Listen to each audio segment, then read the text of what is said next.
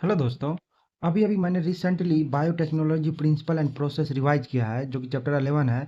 ये हमारे टेस्ट में आ रहा है, तो मैंने इसे कम्प्लीटली रिवाइज किया और इसमें सारे पीवाईक्यू मार्क किए हैं। पहले आपको पूरा दिखाता हूँ जो मैंने पढ़े हैं, अभी से रिवाइज किया है कम्प्लीटली। आप देख सकते हैं मैंने सारे चीज़ हाईलाइट किए हैं। ग्रीन से जो हाईलाइट है भाई, जो जो चीज़ ग्रीन से हाईलाइट है वो पीवाईक्यू है, जो जो चीज़ ग्रीन से हाईलाइट है वो पीवाईक्यू है। और बायोटेक्नोलॉजी में ऑलमोस्ट हर एक पेज से मिनिमम 4 से 5 सवाल, 10 सवाल एक बार रिपीट होते जा रहे हैं। हर एक ईयर 4 सवाल 5 सवाल बायोटेक्नोलॉजी से आते जा रहे हैं। तो पिछले साल 2024 में नीट में आए थे 4 सवाल, 2023 में आए थे 5 सवाल। तो हर एक चीज जो जो पीवाईक्यू है सबको मैंने ग्रीन से हाईलाइट किया है। तो चलिए आपको बताते हैं एक तरफ से पीवाईक्यू कौन कौन है। तो जैसे कि पहले यहाँ से स्टार्टिंग बायोटेक्नोलॉजी टर्म, तो यहाँ से थोड़ा नीचे चलते हैं। नॉर्मली वही सब बताया रखा है बायोटेक्नोलॉजी में क्या क्या होता है।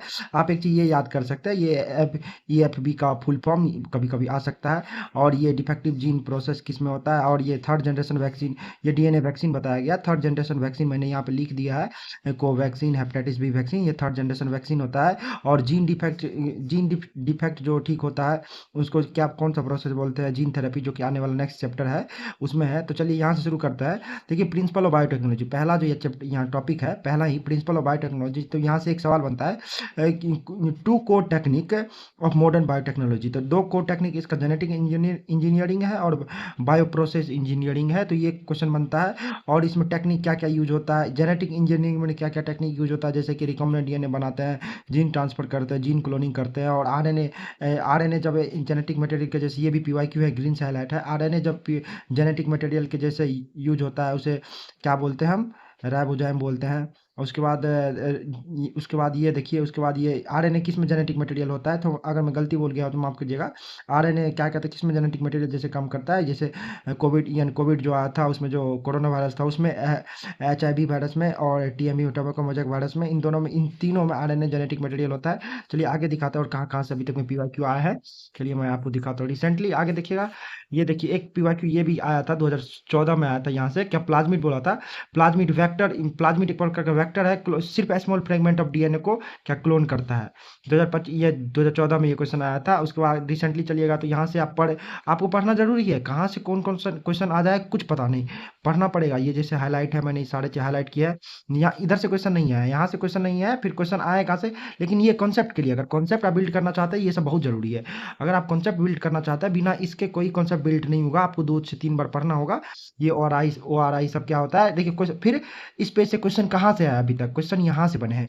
ये नीचे से, ये प्लाज्मिड से, ये plasmid autosomal replicative circular extra chromosome DNA. देखिए 20 में क्वेश्चन आया है, 23 में क्वेश्चन आया है, 23 में क्वेश्चन है, 16 में, 18 में। ये भी क्वेश्चन है, ये भी पीवाईक्यू है, ये भी पीवाईक्यू है, ये भी। तो यहाँ से देखिए सबसे पहले यहाँ से क्वेश्चन आ जाता है, ये प्लाज्मिड क्या होता है। प्लाज्मिड सबसे पहले किसने बनाया था, स्टेनली को हर्बर्ट बॉयर ने 1972 ईस्वी में। कौन सा बैक्टीरिया यूज किया था, सैल्मोनेला टाइपी यूज किया था। और फिर यहाँ से ये क्वेश्चन बनता है। फिर नीचे ये रेस्ट्रिक्शन इंजाइम वाला बनता है, रेस्ट्रिक्शन इंडोन्यूक्लियस वाला बनता है। तो क्या कहता है, cut the DNA at specific location become possible by the discovery of so called molecular scissor, जिसे रेस्ट्रिक्शन इंजाइम बोलते हैं। ये क्वेश्चन बनता है, यहाँ से भी क्वेश्चन आता है। आगे चलिए मैं आपको दिखाता हूँ। और ये देखिए, ये बड़े पड़े हैं क्वेश्चन। देखिए ये 2020 का क्वेश्चन है, ये जो क्वेश्चन है 2020 का क्वेश्चन है। ये जो क्वेश्चन है ना 2020 का क्वेश्चन है। आगे आप देखिएगा तो यहाँ पे ये प्लाज्मिड जो है, यहाँ से भी क्वेश्चन आया। ये देखिए ये तो 2020 का क्वेश्चन है, ये आया ही है। आगे देखिएगा तो ये वेक्टर, वेक्टर किसे कहता है, वेक्टर किसे कहता है, ये 2015 में क्वेश्चन आया था, वेक्टर किसे कहता है। इसका डेफिनेशन ही आ गया था डायरेक्ट। और ये डीएनए लैगेज का काम क्या है, ये भी क्वेश्चन है। क्या कहता है, डीएनए लैगेज किस बॉन्ड को जोड़ता है, ये भी क्वेश्चन है। और यहाँ से इस पैराग्राफ, ये भी क्वेश्चन है, ये भी पीवाईक्यू, इस पैराग्राफ से भी पीवाईक्यू आ चुका है, ये भी पीवाईक्यू है, ग्रीन से हाईलाइट है। नीचे चलिएगा तो इसका नॉर्मली ये न्यू डीएनए बनता है, ये आपको एक बार पढ़ लीजिएगा तो थोड़ा बेहतर रहेगा। और ये ability to multiply divide resistant in cloning, cloning किसे कहते हैं, ये भी थोड़ा एक बार देखिएगा तो इंपॉर्टेंट है। आगे चलिए, आगे आपको दिखाता है ये टूल्स ऑफ रिकॉम्बिनेंट डीएनए। ये which of the following is not a tools of recombinant DNA, ऐसे आ सकता है।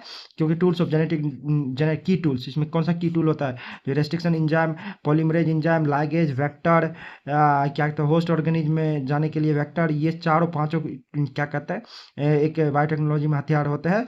और ये देखिए रेस्ट्रिक्शन इंजाइम के बारे में यहाँ पे कुछ दिया हुआ है। रेस्ट्रिक्शन इंजाइम आगे जो देखिएगा वहाँ से पीवाईक्यू मैं चलिए आपको दिखाता हूँ। आप देख के हाईलाइट कर सकते हैं भाई, आप देख के हाईलाइट कर सकते हैं। पीडीएफ तो मैं अवेलेबल नहीं करा सकता, आप देखिएगा तो हाईलाइट कर सकते हैं अच्छे से। आगे देखिए क्या कहते हैं, कोई बड़ी बात नहीं है यहाँ पे। रेस्ट्रिक्शन एंजाइम जो है वो क्या कहते हैं बैक्टीरिया से निकाला गया। यहाँ से भी 2017 में क्वेश्चन आया था, ये देख सकते हैं 2017 में क्वेश्चन आया। ये पूरे 4 से 5 बार क्वेश्चन है, बहुत 8 से 10 क्वेश्चन बार बार यहाँ से रिपीट होता है क्वेश्चन, आप देख सकते हैं ग्रीन से ही हाईलाइट है। 2017 में क्वेश्चन आया था, ये भी 2017 में क्वेश्चन आया था।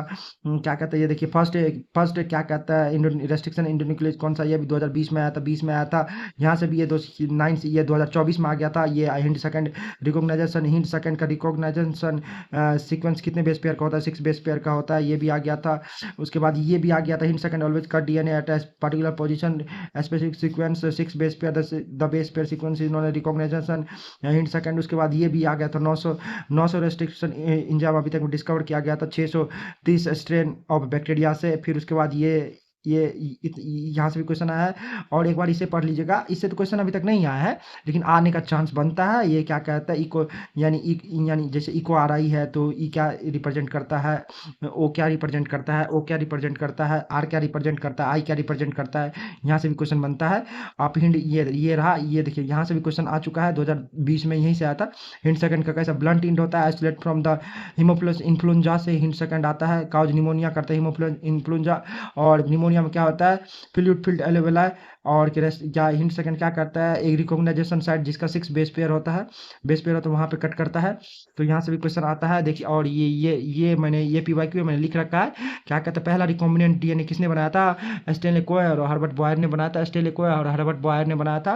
और क्या कहता है कि native plasmid of Salmonella typhi के first recombinant antibiotic resistance recombinant DNA था, और नेटिव प्लाज्मिड सैल्मोनेला टाइपी के ही से ही बनाया था। आगे चलिए आपको दिखाते हैं। देखिए यहाँ से भी बहुत बार पीवाईक्यू है, देखिए 21 22 20 17 17 बहुत बार पीवाईक्यू है। क्या पीवाईक्यू है पता है, यहाँ पे देखिए तो ये लाइन डायरेक्ट आ जाता है उठ के, ये लाइन डायरेक्ट आ जाता है उठ के। क्या लाइन है, each restriction endonuclease function by inspecting the length of the DNA, ये 20 में आया था। उसके बाद देखिए क्या कहता है, और once find specific recogniser sequence with it bind with DNA and cut each two strand, दोनों स्टैंड को कट करता है, ये लाइन लिखा आया था 2019 में। उसके बाद क्या बोलते हैं, उसके बाद देखिए यानी each two strand of the double helix at a specific point in their sugar phosphate backbone, किस बॉन्ड को तोड़ता है, शुगर फॉस्फेट बॉन्ड को तोड़ता है, ये 2022 में आया था। उसके बाद each restriction endonuclease recognise a specific palindromic nucleotide sequence in the DNA, ये 21 में आया था, 22 में आया था, 22 में आया था। ये 4 बार आ चुका है अभी तक में। आगे देखिए यहाँ पे एक फिगर दिया हुआ है, आप फिगर को एक बार अच्छे से पढ़ सकते हैं। और एक बार हमेशा याद रखें, वेक्टर और फोर्जिन डीएनए दोनों को सेम आरी से कट करेंगे तो ही वो ईजी से जुड़ेगा, नहीं तो स्टिकी जनरेट नहीं होगा और ईजी से नहीं जुड़ेगा। तो इस वेक्टर और फोर्जिन डीएनए को जब भी कट करेंगे तो सेम आरी से कट करेंगे। उसके बाद मैंने यहाँ पे कुछ रेस्ट्रिक्शन एंजाइम के बारे में लिख रखा है। क्या करता है, फॉस्फोडाइस्टर बॉन्ड को कट करता है, स्पेसिफिक साइट पे कट करता है जिसे हम रिकॉग्नाइजेशन साइट बोलते हैं, और रेस्ट्रिक्शन साइट बोलता है। रेस्ट्रिक्शन साइट के पास 4 6 8 बेस पेयर हो सकता है विथ पैलेंड्रोमिक सीक्वेंस के साथ। आगे चलिए आपको दिखाते हैं, ये मैंने स्टिकी अब इसका ज़्यादा जरूरी नहीं है, कोई खास नहीं, बहुत 2016 में एक बार आया था, उसके बाद नहीं आया आज तक ऐसा क्वेश्चन। उसके बाद देखिए यहाँ से भी बहुत बार क्वेश्चन आया, ये देखिए इको आर आई का सीक्वेंस जो होता है, इको आर आई का जो सीक्वेंस होता है, ये क्या बोलते हैं, इको आर आई का सीक्वेंस को क्या बोलते हैं हम, इको आर आई का 2020 में आ गया था GATTC, और ये दोनों इको आर आई का जो पैलेंड्रोमिक सीक्वेंस होता है 2020 में आ गया था।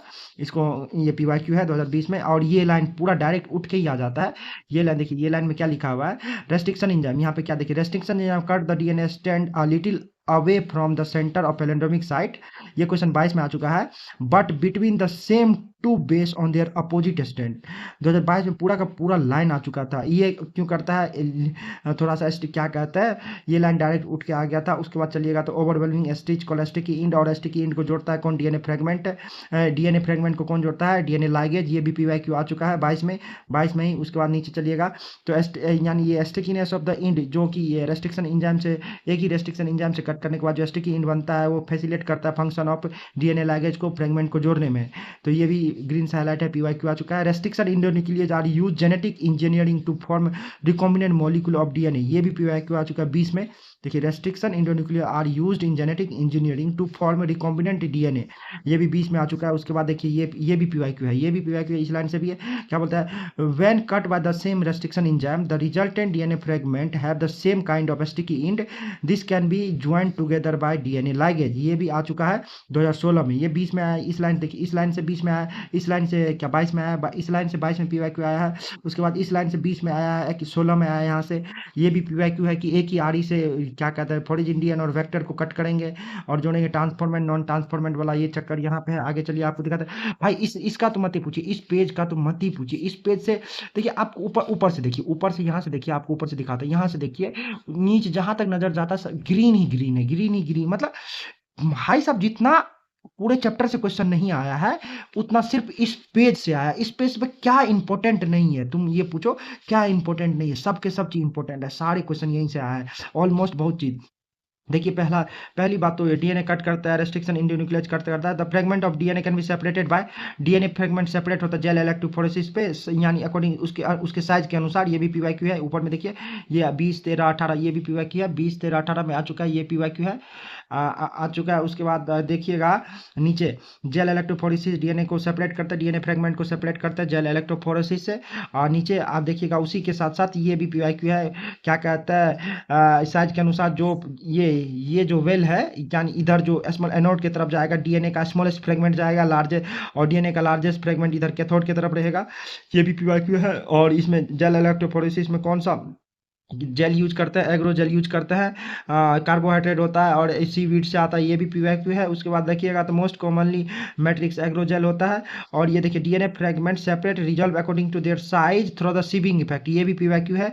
Provide the agarose gel smaller fragment, देखिए ये पीवाईक्यू 21 में आ चुका है। ये इधर ये सारे पीवाईक्यू भाई, ये देखिए smaller the fragment size the further it moves, जितना स्मॉलर होगा उतना आगे जाएगा, जितना स्मॉलर होगा वेल में उतना इधर आएगा, ये भी पीवाईक्यू है। आगे देखिएगा ये इस लाइन से एक बार पीवाईक्यू लगाइएगा ना तो आपको पता चल जाएगा कौन पीवाईक्यू है कौन पीवाईक्यू नहीं है। तो इस लाइन से ये भी पीवाईक्यू है। तो सेपरेट डीएनए फ्रेगमेंट सेपरेट, ये क्या बोलता है, separate DNA fragment can be visualised only after the staining of the DNA with the, यानी with ethidium bromide.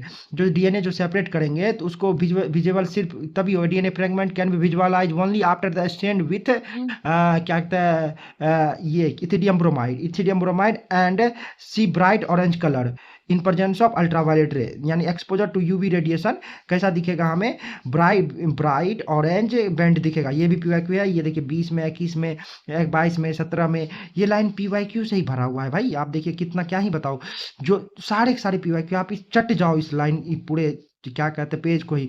Ethidium bromide से ट्रीट करते हैं, अल्ट्रावायलेट रे देते हैं, तब इथिडियम क्या कहता है नहीं ब्राइट ऑरेंज बैंड दिखता है उसका। फिर उसके देखिए उसके एग्रोजेल मीडियम पे जो चढ़ा रहता है वहाँ से निकालने की प्रोसेस को क्या बोलते हैं, इल्यूशन बोलते हैं। जैसे process of extraction of separated strand from gel इन्होंने इल्यूशन, ये भी पीवाईक्यू आ चुका है। कब 22 में आ चुका है, ये 22 में आया है, ये देखिए 22 में आया है। आगे चलिएगा नीचे देखिएगा तो ये प्लाज्मिड और bacteriophage ability to reflect in the bacterial cell, ये भी पीवाईक्यू है। यहाँ से भी पीवाईक्यू आ चुका है, ग्रीन से हाईलाइट है, इसे भी आप एक बार देखिएगा चलिएगा।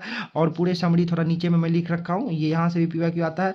उसके बाद देखिए यहाँ से पीवाईक्यू आता है नॉन ट्रांसफॉर्मेंट और ट्रांसफॉर्मेंट, यहाँ से पीवाईक्यू ऑरिजिन ऑफ रेप्लिकेशन, ये और ऑरिजिन ऑफ रेप्लिकेशन जो होता है ये हेल्प इन डिफरेंशिएट बिटवीन, ये ऑरिजिन ऑफ रेप्लिकेशन जहाँ से क्या, ऑरिजिन ऑफ रेप्लिकेशन किसे बोलते हैं, जहाँ से रेप्लिकेशन स्टार्ट होता है। ये देखिए पीवाईक्यू आ चुका है। और कॉपी नंबर को कौन कंट्रोल करता है, 2020 में आया था, ये भी पीवाईक्यू है, कॉपी नंबर को कंट्रोल करता है। उसके बाद DNA fragment selectable marker gene, उसके सेकंड नंबर देखिएगा तो selectable marker gene cloning vector में सेलेक्टिव मार्कर जीन ट्रांसफॉर्मेंट और नॉन ट्रांसफॉर्मेंट में यूज होता है।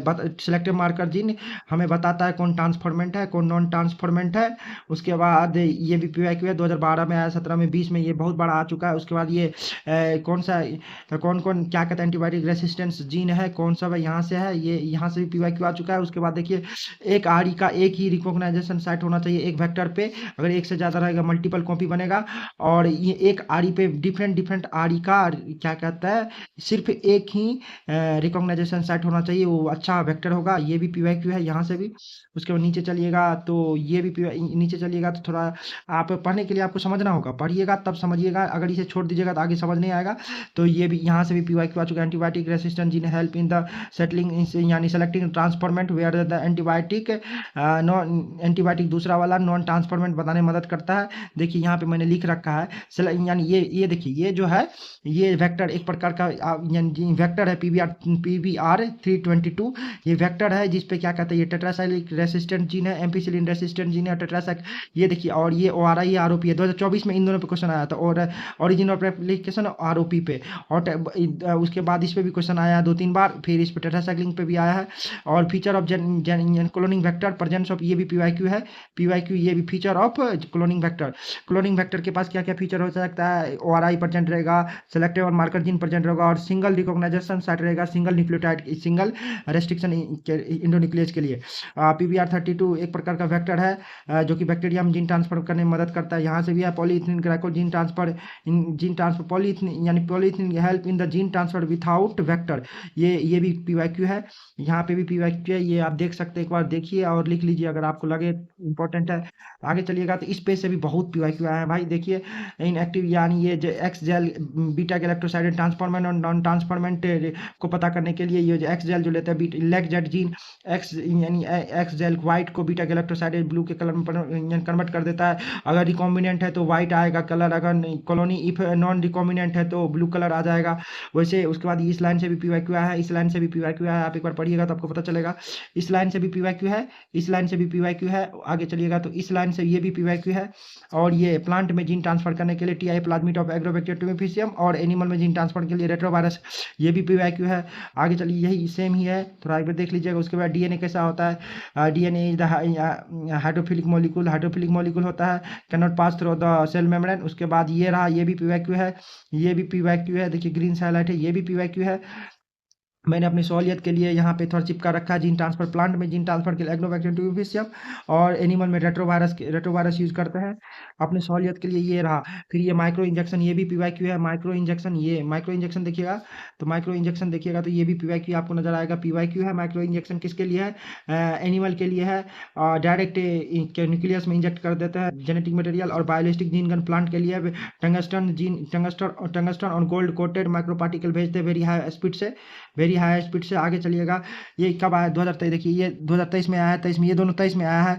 23 में आया है हीट शॉक मेथड, ये रहा heat shock method, increase the efficiency of Uptake of DNA in the bacteria, heat shock method.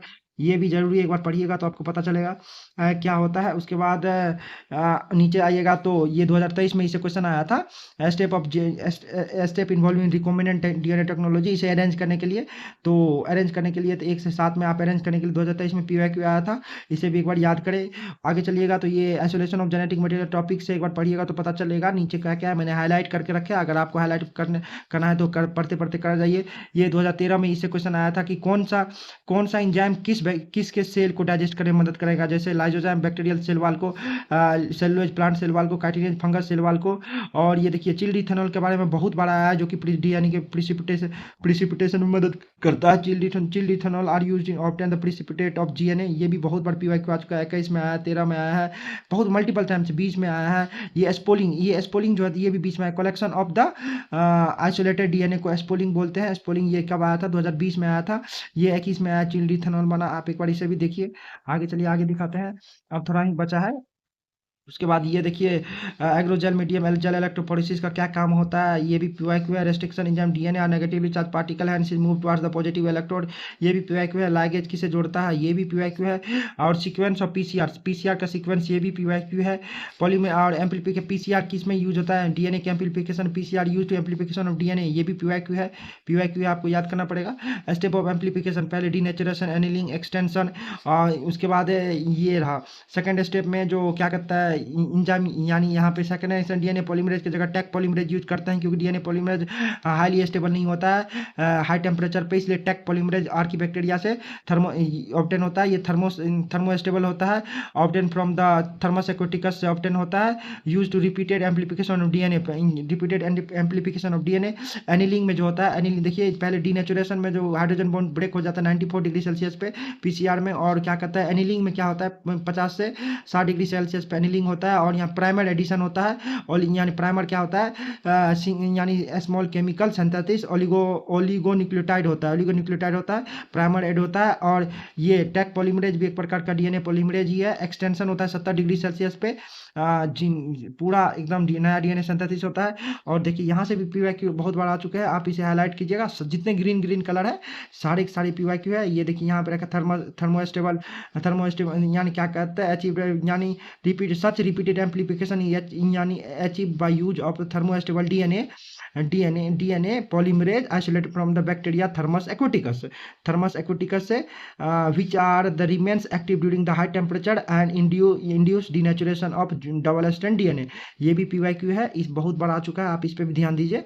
आगे चलिएगा तो आइसोलेशन, ये कोई खास बात नहीं है इसमें, तो इसलिए मैंने इसमें कुछ भी हाईलाइट नहीं किया, बस ऐसे अंडरलाइन कर दिया।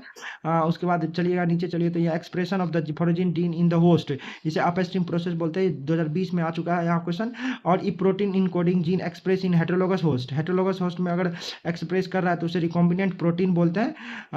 नीचे चलिएगा तो कंटिन्यू एक दो, यानी अब सारा चीज़ हो गया है, अब नया हमें कमर्शियली जो कि प्रोडक्ट बनाएंगे रिकॉम्बिनेंट डीएनए टेक्नोलॉजी से, उसे कमर्शियली हमें बनाना है लार्ज क्वांटिटी में।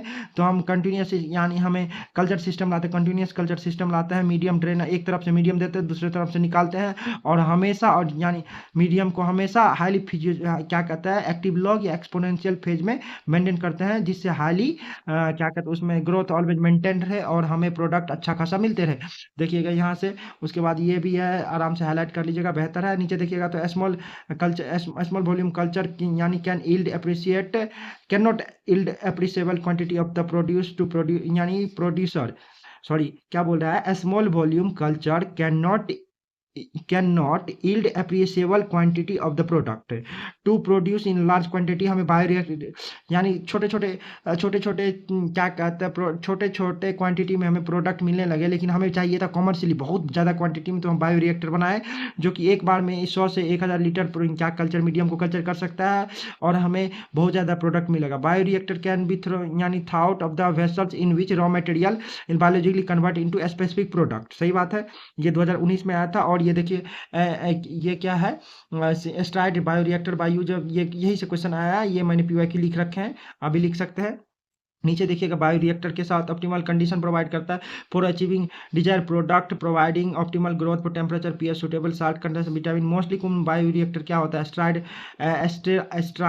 स्टीरिंग टाइप बायोरिएक्टर, ये रहा सिंपल स्ट्राइड टैंक बायोरिएक्टर, ये रहा, ये इंपॉर्टेंट है। नीचे देखिएगा ये फॉर्म वाला बायोरिएक्टर है, ये सिंपल स्ट्राइड बायोरिएक्टर है, ये स्प्रेज स्ट्राइड बायोरिएक्टर है। नीचे देखिएगा तो आपको पता चलेगा ये बायोरिएक्टर के लिए, ये भी 2016 में क्वेश्चन आया था। Stirred tank bioreactor usually cylindrical और which curve base facilitate the mixing of यानी रिएक्टर कंटेंट, ये भी पीवाईक्यू है, आप एक बार देखिएगा इसे।